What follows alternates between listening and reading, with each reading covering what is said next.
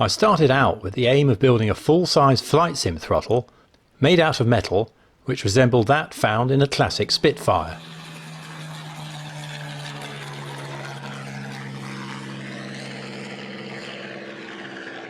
I'd already had some success with a full-size homemade joystick, using Hall effect sensors and magnets connected to a Leo Bodner controller board.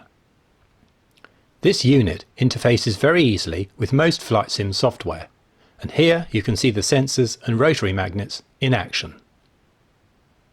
And with a leather glove, some black paint and a few more mods, it ends up looking pretty good.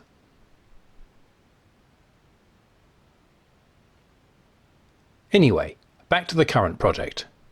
The three main controls for the Spitfire throttle are air screw, mixture and throttle.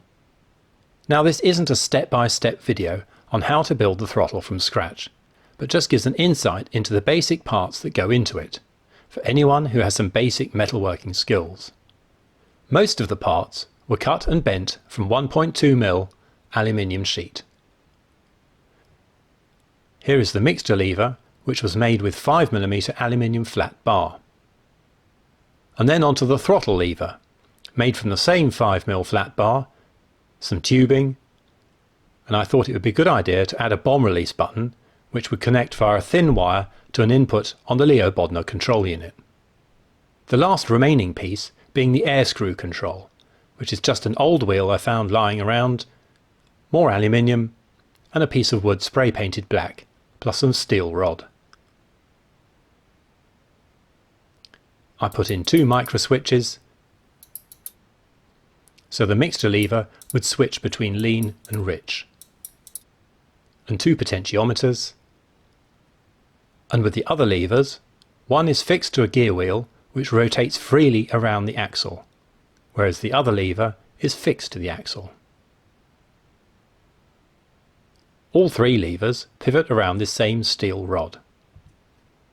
Everything is then slotted together with a bit of fiddling. A couple of gear wheels go on to connect the axle to one potentiometer. And once everything is bolted together, the 3 levers should all work independently.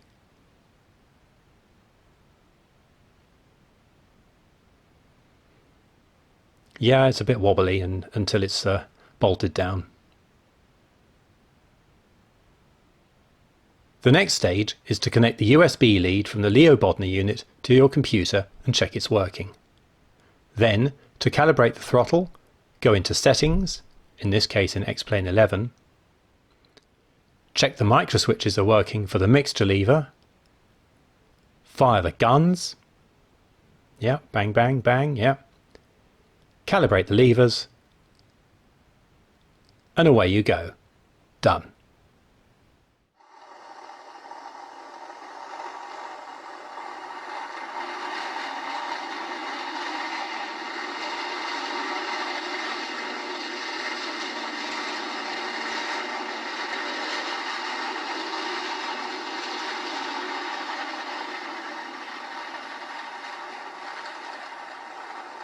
And you'll probably have more fun than me because I'm just using a MacBook Air for this test. Happy flying!